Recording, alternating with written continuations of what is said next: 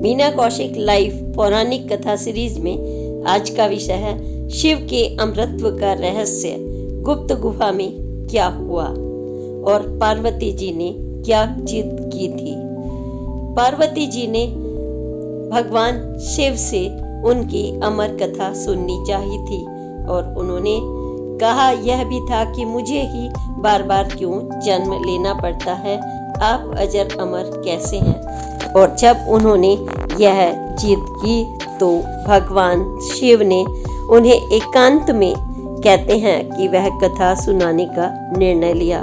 और उस समय उन्होंने नंदी जी को, अपने गले की सर्पों की माला को और गंगा को और पिस्सू को, जो भी उनके साथी हैं, उन्होंने अलग बीच बीच में पड़ाव पर छोड़ दिया था।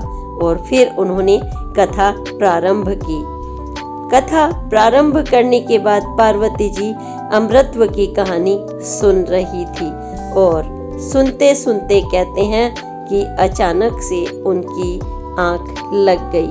फिर क्या हुआ, उनकी जगह यह कबूतर और कबूतरी ने यह कहानी सुनी तो क्या हुआ, वह कैसे अमर हुए। और वो अमरता की कहानी इस गुफा में आज भी हमारे सामने मौजूद है। आज हमारी पोस्ट में देखिए कैसे। नमस्कार, मीना कौशिक लाइफ स्टाइल में आपका स्वागत है। आज का विषय शिव जी की गुफा में अमर कथा का रहस्य। यह अमर कथा जो कहते हैं सुनता है वह अमर हो जाता है। ऐसी शिव जी ने कथा, उनके पास कोई रहस्य था।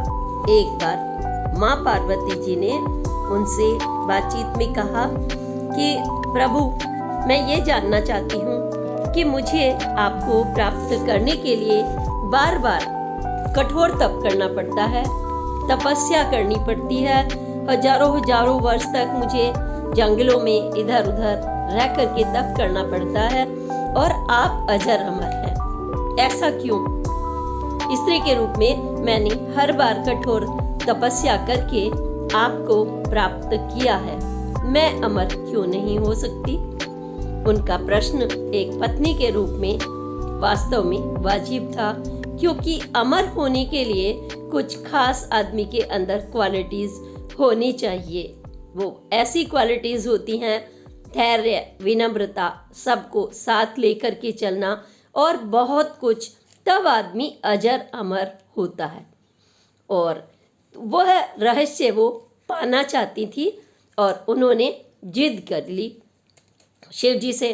पहले तो उन्होंने मना किया और उन्होंने यह भी किया कि आपके गले में यह मुंडों की माला कैसी होती है। इसके बारे में हम आपको अगली पोस्ट में बताएंगे। आज हम कथा के बारे में कि अमर होने का ऐसा क्या रहस्य था और वह सुनना चाहती थी तो क्या शिव जी ने उन्हें सुनाई।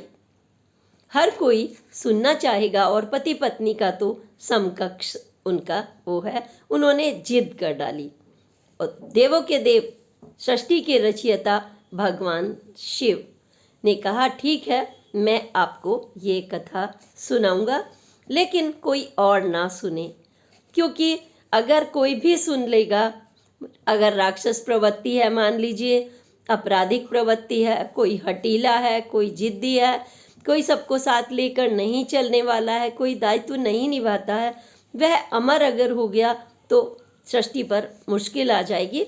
इसलिए मैं किसी गुप्त स्थान पर आपको ले चलता हूँ कथा के लिए, वहाँ कोई और ना सुने। लेकिन आपको पता ही है कि भगवान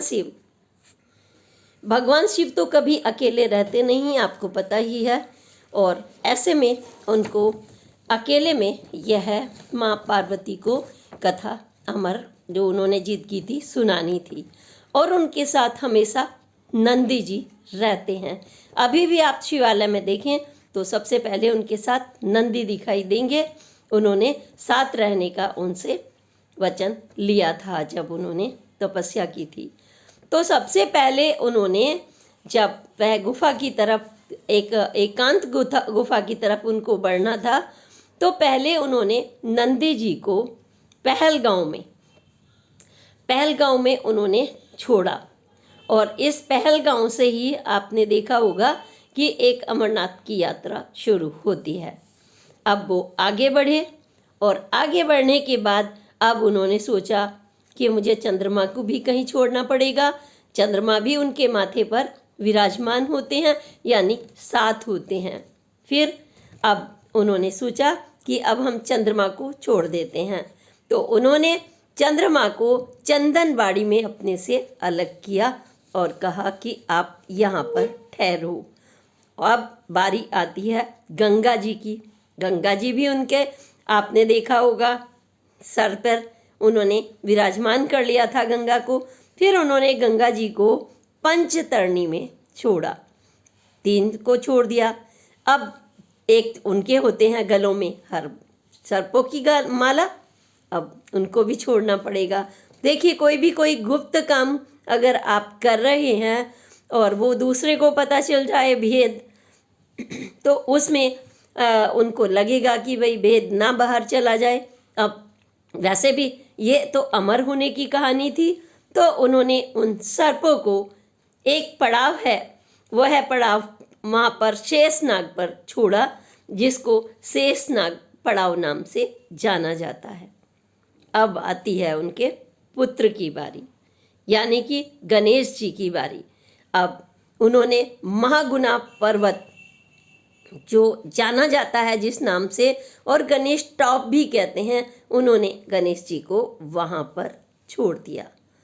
अब एक चीज़ जिससे मैं भी अभी तक अनजान थी, पिस्सू, उन्होंने पिस्सू को पिस्सू घाटी में छोड़ा। यानी कि देखिए शिव के साथ कितने वह हर तरह के सर्प हो गए, मुंडमाला हो गई, चंद्रमा, गंगा, हर तरह के लोग उनके साथ रहे हैं और रहते हैं और रहते रहेंगे, क्योंकि वो सबको साथ ले करके चलते हैं। ऐसे देवों के देव। अब आती है बारी माँ पार्वती जी को गुफा में प्रवेश कराने की। तो फिर वो वहाँ पर गुफा में प्रवेश करते हैं दोनों, और ताकि वह शांति से बैठ कर के वहाँ पर अमर कथा का रहस्य और कथा उन्हें सुना सके, ताकि वहाँ पर वह पूरा वो तथ्य जान सकें कि कौन अमर होता है।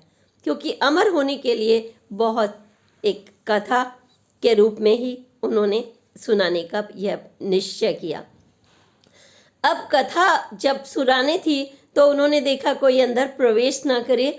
जब हम कोई गुप्त बात करते हैं तो दरवाजे जैसे बंद कर लेते हैं, ठीक उसी तरह से शिव जी ने अपनी जो शक्ति थी उनके पास, उसके गुफा के चारों तरफ एक अग्नि प्रज्वलित कर दी, ताकि कोई अंदर ना आ सके। पूरी तरह से निश्चिंत हो गए। अब वहाँ पर कोई नहीं था। माँ पार्वती को उन्होंने कथा सुनानी शुरू कर दी। आपने देखा होगा गांव में भी जब रात्रि होती है तो कहानियाँ सुनाते हैं। हम खुद सुनते थे अपने माता पिता चाचा जी वगैरह से, वो हमें सुनाया करते थे और सन्नाटा हो जाता था। बस जो सुनाने वाला होता था वही बोलता था और बाकी कोई बीच बीच में हूँ हाँ करता रहता था, ऐसे करके। और ये जब अपने दिमाग में ऐसी चीज़ें आती हैं तो यह हमारे आगामी जीवन के लिए बहुत महत्वपूर्ण हो जाती हैं। जब हम कोई कहानियाँ सुनते हैं वो हमारे लिए व्यवहारिक जीवन में महत्वपूर्ण होती हैं। लेकिन कहानी सुनते सुनते उनको, जो माँ पार्वती हैं, आँखों में नींद लग गई, क्योंकि शांत वातावरण, वो अपना कहानी सुनाने में मग्न हो गए भगवान शंकर जी। और बीच बीच में आवाज़ आ रही थी की, जैसे घुटरू की हामी। उनको लग रहा था कि माँ पार्वती हामी भर रही हैं। और जब कथा पूरी हो गई तो उन्होंने देखा पार्वती जी को वही कुछ बोलेंगी, वो नहीं बोली। तो उन्होंने देखा अरे ये तो सो गई हैं। उनकी चिंता बढ़ी कि ये कौन था जो बीच बीच में कहानी के हाँ हूँ कर रहा था गूं गूं के रूप में। तो देखा वहाँ पर सफ़ेद कबूतरी का और कबूतर का जोड़ा ऊपर बैठा हुआ था। अब उन्होंने कहा ये तो अमर हो जाएंगे भाई, ये अमर हो जाएंगे। और ये मैंने क्या कर दिया, ये तो मुझे गुप्त सुनानी थी पार्वती जी को, तो वह उसको उड़ाने के लिए, मारने के लिए दौड़े। तो कबूतर कबूतरी ने कहा, आप मुझे मार देंगे प्रभु, लेकिन आप तो ये अमर कथा सुनाने वाले थे और ये कथा तो मैंने पूरी सुन ली है। भाव देखिए, कितना सुंदर भाव है कि जब हम बोलते हैं कोई ज्ञान की बात, हमारे गुरु, हमारे माता, हमारे पिता, प्रवचक, कोई भी, और हम अगर उसे ध्यान से ना सुने और आधा ज्ञान ले लें, आधा ना ले लें। मान लीजिए कोई साइंस की बात कर रहे हों, किस तरीके से पंच तत्व बना, कैसे बना, हम आधा ले लें, कितना घातक हो सकता है। तो शिव जी को भी ऐसा लगा कि ये क्या हो गया, क्योंकि एक तो इन्होंने ज्ञान ले लिया है, अब इसका क्या उपयोग और होगा। वो जैसे ही दौड़े तो कबूतर कबूतरी ने कहा, मैं तो अमर हो गया हूँ, और अगर आप मुझे मार देते हैं इस डर से, या कोई भी कि आप नहीं सुनाना चाहते, तो आपकी अमर कथा झूठी हो जाएगी। बात सच है, इसको कहते हैं ज्ञान। तो कबूतर कबूतरी को शिव जी ने छोड़ दिया और वो उनसे कहा कि आप अमर रहोगे और इसी गुफा में आप माँ शिव पार्वती का प्रतीक बनकर रहेंगे, क्योंकि मैं उनको ये कथा सुना रहा था।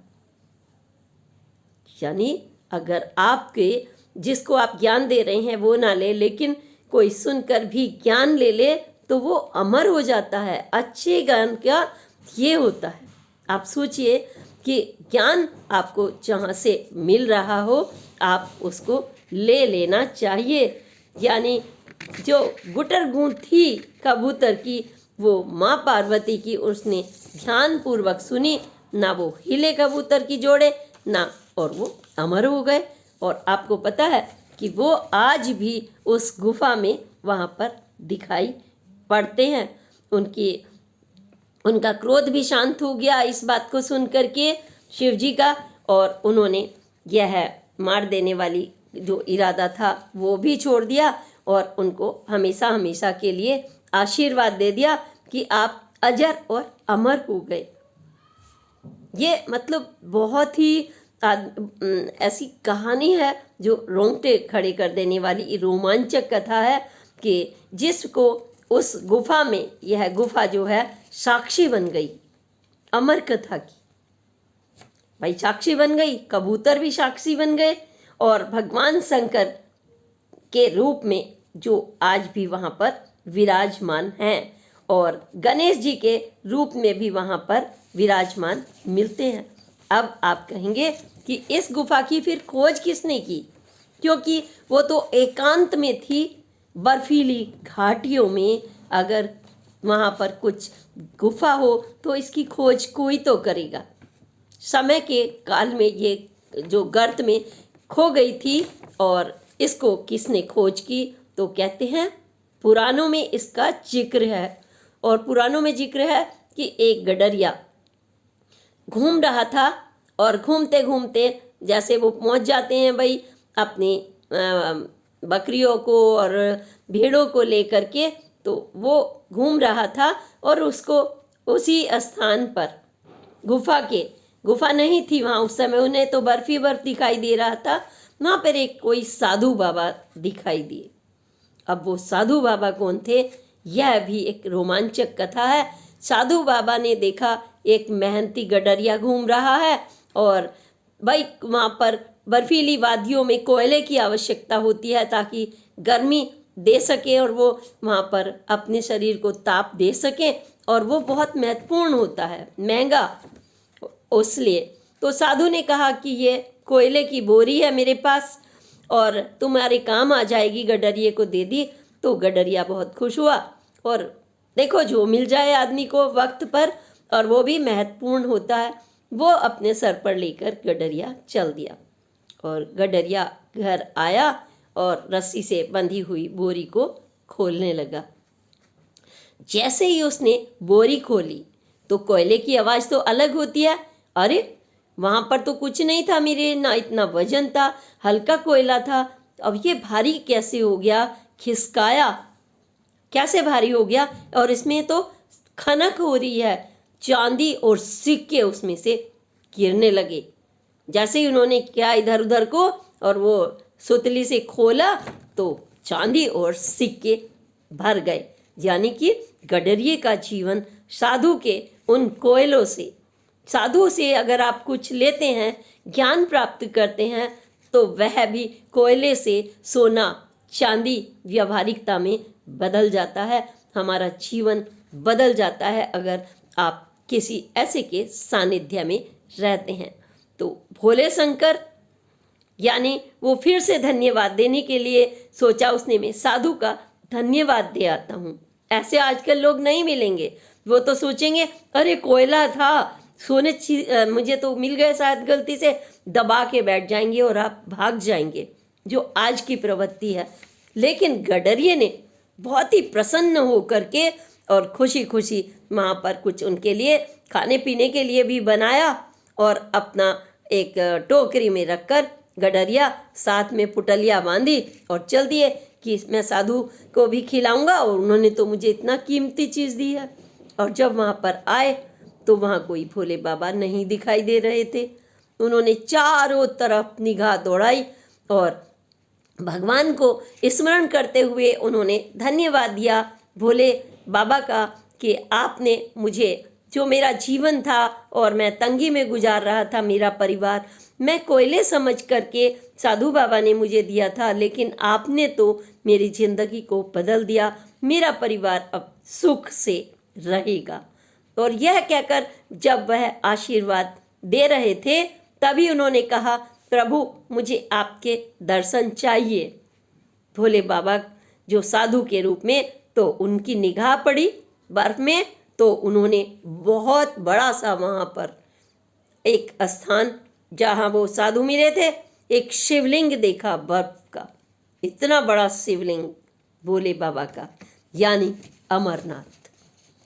ये इनकी रोमांचक कथा जब हमें मिलती है तो हमें भी रोमांच होता है। रोमांच की यह हमारे भोले बाबा शंकर की अपरंपार लीला है।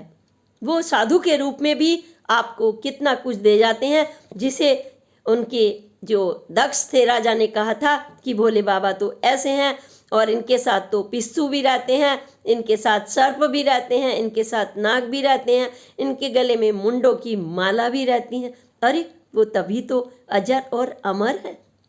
आप सोचिए कि साधु के वेश में भी वो हमारे लिए हमें अमर कर देते हैं, हमारे लिए वो देते हैं, सीख देते हैं, मार्गदर्शन देते हैं कि हमें जो प्राप्त करना होता है हमें पॉजिटिवली उसको प्राप्त करना चाहिए और उसका मन से ईश्वर का धन्यवाद भी देना चाहिए। तो भोले बाबा शंकर आज भी अमरनाथ की गुफा में शिवलिंग के रूप में हम लोग दर्शन करने जाते हैं वहाँ पर, और जय भोले बाबा की जय जयकार के साथ में हमारी भक्ति शक्ति बन जाती है जब हम प्रभु में भक्ति रखते हैं। बाबा के दर्शन करने तब से ही लोग खूब आने लगे और तभी से ये पुराणों में कहते हैं कि गडरिये ने इस गुफा की खोज की थी।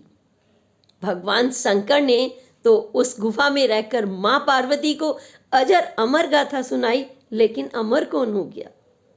अमर हो गए वहाँ पर कबूतर और कबूतरी, वो भी पार्वती के रूप में और शिव के रूप में शिवलिंग वहाँ पर बन गया, जो हमारी सृष्टि के रचयिता, आपको पता ही है लिंग सृष्टि के रचयिता के रूप में हमारे सामने आता है। और तब यह भोले बाबा की कहानी आज भी हम हर हर महादेव करते हुए वहाँ पर नमन करते हैं और हजारों लाखों की संख्या में भक्तजन वहाँ जा कर के वहाँ प्रणाम करते हैं और उस अमरनाथ की गुफा और अमर होने की गाथा का आशीर्वाद लेकर अपने बच्चों के लिए और अपने लिए लेकर आते हैं। व्यवहारिक जीवन में यह हमारे लिए कथा बहुत ही प्रासंगिक है। कैसे कि जब भी हमें कोई ज्ञान प्राप्त करना होता है, हम किसी से भी ज्ञान ले सकते हैं, चाहे वो साधु हो, चाहे आपका बच्चा हो, चाहे वो आपकी पत्नी हो। हाँ, हमें उसे अनसुना नहीं करना चाहिए व्यवहारिक जीवन में। जब मान लीजिए आपके पति आपको कोई बात काम की बता रहे हैं और आप उसको अनसुना कर दें, तो हम अजर अमर होने का, उनके साथ निभाने की बातें कैसे करेंगे। उस समय पति और पत्नी की निंद्रा, वो भी आपको सुना रहे हैं, नींद उन्हें भी आ सकती थी। और दूसरी तरफ भोले बाबा की अपार महिमा और पार्वती जी की भी अपार महिमा, यह तो आप भूल ही गए। पार्वती जी भी यह चाहती थी कि यह अमरता का जो संदेश है हमारी नई पीढ़ियों में भी जाए। वो कबूतर कबूतरी के रूप में वहाँ पर आत्मा बनकर उसकी गवाही के रूप में बन रही थी कि ये भोले बाबा की जो है ज्ञान हमेशा हमेशा हमारे जीवन को मार्गदर्शन करेगा, परिवार का मार्गदर्शन करेगा। और हम जब अब एक एक बात किसी की सुनते हैं, वो तो भोले बाबा थे और भोले बाबा के रूप में वो हमें अमृतत्व का ज्ञान हमेशा देते हैं। कहीं वह शिवलिंगों 12 ज्योतिर्लिंगों के रूप में देते हैं, तो कहीं कथाओं के रूप में, कहीं जब आप एक लोटा जल चढ़ाने जाते हैं भक्ति के रूप में, तो वह परिवार की एकता का आपको संदेश देते हैं कि आप अपने बच्चे को कितना महत्व देते हैं। गणेश जी को, कार्तिक जी को, शिव जो उनकी बेटियां हैं सुंदरी को, अशोक सुंदरी को, आप उनको जब महत्व देंगे तो भोलेनाथ अपने आप प्रसन्न हो जाते हैं। आप अपने परिवार का दायित्व निभाइए तो भोले शंकर का आपको और माँ पार्वती का आशीर्वाद, गणेश जी का, कार्तिकेय जी का मिलेगा। और जो अनसुना करता है किसी भी ज्ञान को और अपने दायित्वों से हटता है, उन्होंने देखिए अगर अमरत्व का उन्होंने जो अपने साथ सबको रखते थे, वो मुंडों की माला को, नंदी जी को, उन्होंने उस सब को हटकर उनको सुनाने के लिए यह वहाँ पर एक लीला रची और हमें अमृतत्व का आशीर्वाद दिया। आप अमृतत्व का आशीर्वाद जब भी जाएं, चाहे आप किसी शिवलिंग में जाएं, शिवालय में जाएं, अमरनाथ जाएं, नहीं भी जा सकते तो भोले बाबा के जितना भी ज्ञान शिव पुराण में, स्कंद पुराण में, वेदों में, और इन जो ये कहानियाँ हमारे और एक दूसरे के जरिए जा रही हैं सोशल मीडिया पर, यह हम अपने अंदर अगर शिव का हम अंश हैं, अगर थोड़ा सा भी उतार लें तो यह परिवार सुखी रहेगा। और एक दूसरे की बातों को आप बिल्कुल अनसुना ना करें, क्योंकि जो जागता है वो पाता है, जो जागत है वो पावत है, और जो सोवत है वो खोवत है। इसी के साथ हम कहेंगे कि ऐसी जो शिव जी के हमारे लिए अमृतत्व की कहानियाँ हैं, हमारे परिवार की सुख शांति, समाज के लिए, राष्ट्र के लिए, विश्व के लिए, यह एक दूसरे के जरिए आगे जरूर बढ़नी चाहिए, ताकि हम एक दूसरे का मान सम्मान करते हुए और एक दूसरे की जो सिद्धांत है उनको पालन करते हुए अपने परिवार का पालन करेंगे तो सुख और शांति हमेशा रहेगी। शिव जी का आशीर्वाद हमेशा आपके साथ रहेगा, क्योंकि वह बर्फ की कंदराओं में, कैलाश पर्वत पर, बेल पत्र में माँ पार्वती जी, चमी के पत्र के नीचे आपको मिलेंगी। हर जगह उनका वास है जहाँ आप खोजते हैं। लेकिन दुर्भाग्य ये है कि आजकल आप कहाँ पर सुख खोजते हैं? ऐशो आराम में। काम नहीं करना है, किसी भी तरह से काम नहीं करना है और आराम चाहिए। पति पत्नी के आपसी कलेश, परिवार में एक दूसरे को नीचा दिखाना, तुमने किया क्या है, तुमने नहीं किया है, तो यह संदेश आपको सीखना होगा कि हमारे शिव ने हमें यह संदेश नहीं दिया। उन्होंने बिना ऐसो आराम के कैलाश पर्वत पर गर्मी, सर्दी, बरसात, इस सब के साथ उन्होंने सृष्टि का रचयिता बने हैं। और माँ पार्वती ने हर बार जन्म लेकर के शिव जी को ही प्राप्त करने के लिए यत्न किए हैं। बार बार वो जन्म लेती हैं और शिव जी के साथ उनका जो अंश है, नाता है, ये गहरा रहस्य हमें यही बताता है कि जब जब हम कहीं पर चूक जाते हैं तो हम इसमें जन्म के फेर में लगे रहते हैं। कभी कुछ बनते हैं, कभी कुछ बनते हैं और हम अपना भोगते रहते हैं। लेकिन शिव तो अजर अमर हैं। उनका है सिद्धांत के स्वामी हैं। वो अगर प्रकृति के सिद्धांत को जिसने शिव जी के रूप में समझ लिया वह उनकी शक्ति बन जाता है। और उनकी शक्ति जो हमने पिछली पोस्ट में आपको बताई थी, वही शक्ति आपके परिवार को सशक्त करती है, मजबूत करती है। इसी के साथ मैं कहूँगी अगली पोस्ट तक के लिए प्रणाम। जय हिंद, जय भारत।